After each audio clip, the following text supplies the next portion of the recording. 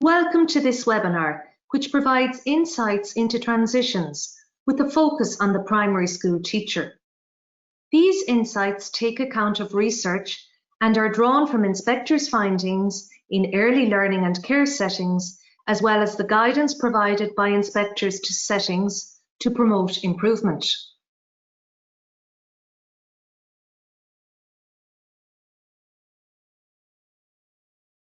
So now we will address the topic of how we can ease the transitions in education for our youngest learners. As you know, thousands of children in Ireland are about to make a significant, exciting, and challenging transition in their lives. That is the transition from preschool to junior infants. Their tiny feet are about to take a giant step. Early years practitioners, parents, and teachers are excited for the children and recognise the importance of getting this transition right. Drawing on the strengths which inspectors observe in early learning and care settings, we will provide practical advice and consider the particular role played by the junior infant teacher in supporting a child's transition from the early learning and care setting to junior infants. Junior infant teachers have a pivotal role in this regard, and research shows that when children experience a good transition from preschool to primary school, they will be more successful in their primary school education. Adopting a proactive, sensitive, and child-centred approach can do much to ensure that the children commence their time in school with a positive disposition.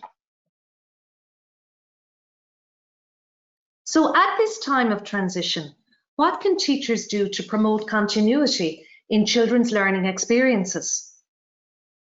Pupils' learning experiences need to be age and developmentally appropriate.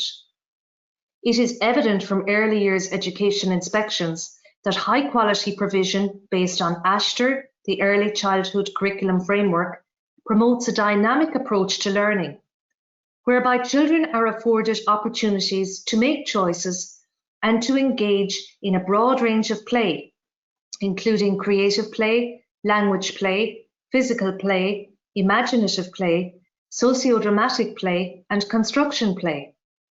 Similarly, at primary level, commencing in the junior infant class, the primary school curriculum promotes play and active learning for our youngest learners and provides for children to have first-hand experiences and to learn through guided activity and discovery methods.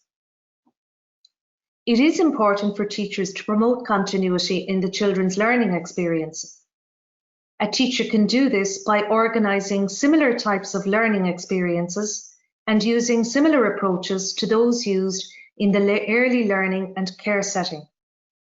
In this way, teachers can ensure that the children's learning experiences are positive, familiar, and non-threatening.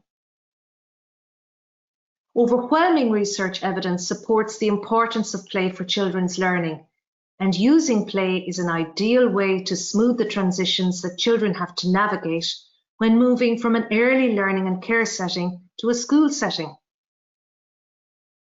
Therefore, when children commence in primary school, it's best if they don't experience a sudden transition to formal learning activities, where they are required to sit and concentrate for extended periods. For example, to trace and form letters and numbers and use worksheets or workbooks. These activities need to be deferred, and in their place, active, playful, and practical learning experiences need to be promoted. Drawing on our insights into children's learning in early learning and care settings, it is clear that teachers need to promote learning that reflects the children's unique strengths, interests, abilities, and needs, and builds on their previous achievements. Teachers need to provide opportunities for the child to build and maintain cooperative relationships with their teacher and their peers. Teachers need to support a range of regular and diverse play-based activities in a multi-sensory environment. Teachers need to promote talk and discussion and generate opportunities for the children to be creative and imaginative in a stimulating environment with open-ended, engaging resources. Have you noticed how children enjoy making decisions? Indeed, as children grow and develop, they need to be provided with decision-making opportunities. So consider how you as a teacher can do this by enabling them to make decisions about their preferred book, or how to imagine and construct their own storyline, or choose themes for exploration. In addition, children need to be enabled to learn in an inclusive environment that reflects the children, their families, and communities.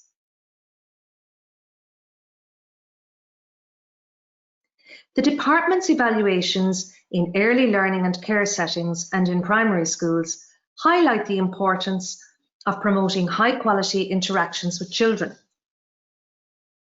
These interactions are predicated on the principle that interactions drive development. Across the primary curriculum, there is a need for teachers to facilitate stimulating, challenging, and open-ended interactions and engagements, which promote progression in learning and meaning-making. So, what can a teacher do to promote these interactions? Well, a broad range of strategies is recommended.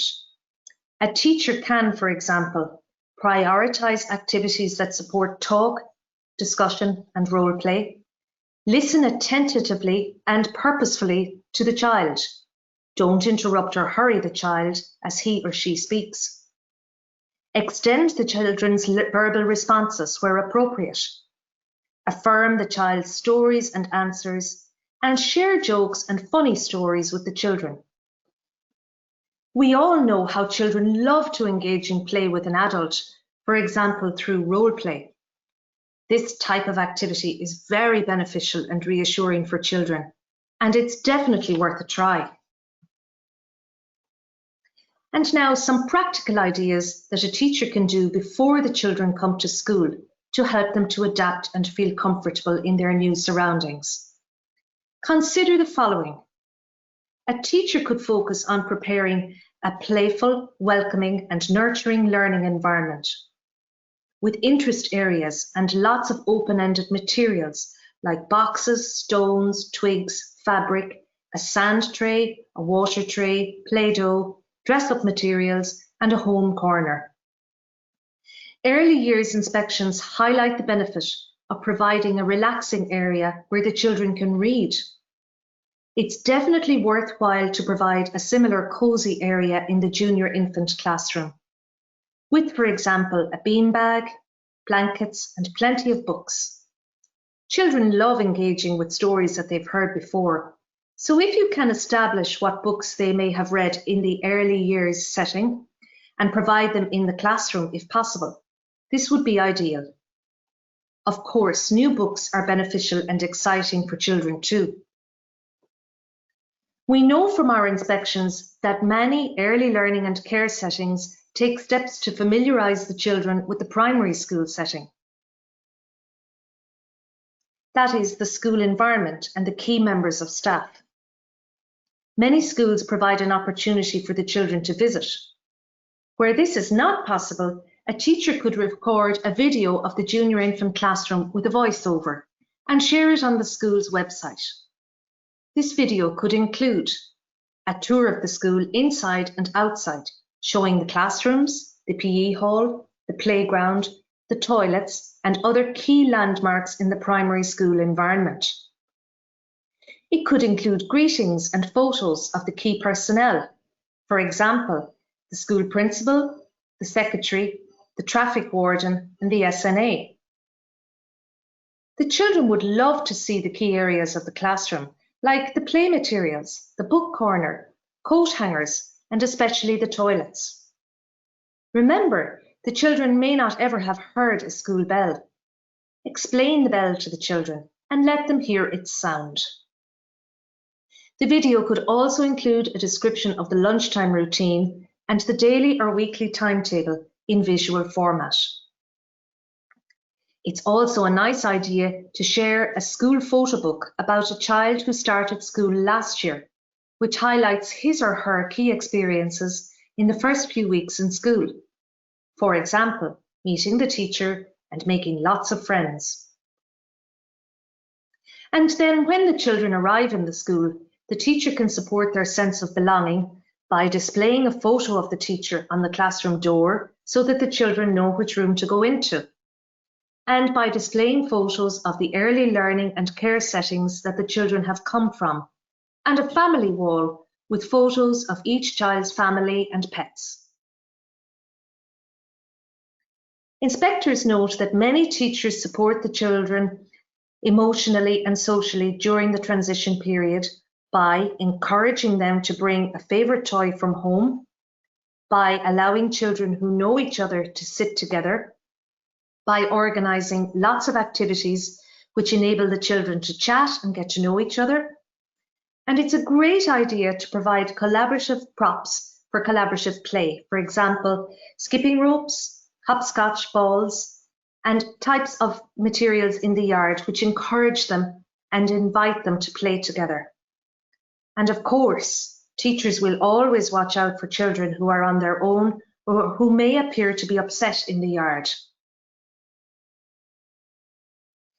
It's really important for teachers of junior infants to try to get to know the children before they start in school. Children bring a lot of previous learning from home and from the early learning and care setting to the junior infant classroom. Junior infant teachers need to build on this and move the children along on their learning journey. It is clear from our inspections of early learning and care settings and primary schools that a partnership approach between the setting and the school is highly beneficial. Many schools have transition policies that are agreed and shared with parents and early years practitioners. Inspection reports also highlight the many worthwhile practices that can be employed to support the development of relationships. For example, the school could invite the early learning and care setting to some school events and arrange reciprocal visits to the preschools. The children in the early learning and care setting could visit the school, and the junior infant teacher could visit the setting to read the children a story, have a chat, and answer the children's questions. Arrange meetings between the primary school staff, for example, the homeschool community liaison coordinator, if applicable, the junior infant teacher, and the principal, and the local early learning and care setting. Similarly, it's nice for school staff to attend events in the early learning and care setting, for example, a Christmas celebration or a summer party. For more ideas, do check out the NCCA website to review the ideas for fun and engaging transition activities. Many of these have come from early years practitioners and primary school teachers. The early learning and care setting may have provided parents with Mushkil, which is available on the NCCA website. This document enables the setting to provide information about a child's strengths, interests, and challenges as he or she makes the transition to primary school. As the junior infant teacher, you are encouraged to read any Mushkil reports that have been shared with you, as they provide valuable information. Remember too, to review the pupil enrolment forms to ensure that you are up to date about any specific needs or requirements of individual pupils and have the necessary resources and accommodations in place to cater for any identified needs, insofar as that is possible. Parents need to be invited to provide information on a child's particular needs, for example, communication needs, so that the teacher can prepare appropriately for this child's transition and ensure that tailored support can be planned for. This may involve a whole school approach and/or liaising with multidisciplinary teams. Many schools arrange a face-to-face information session for parents. Where this is not possible, a virtual information session could be arranged.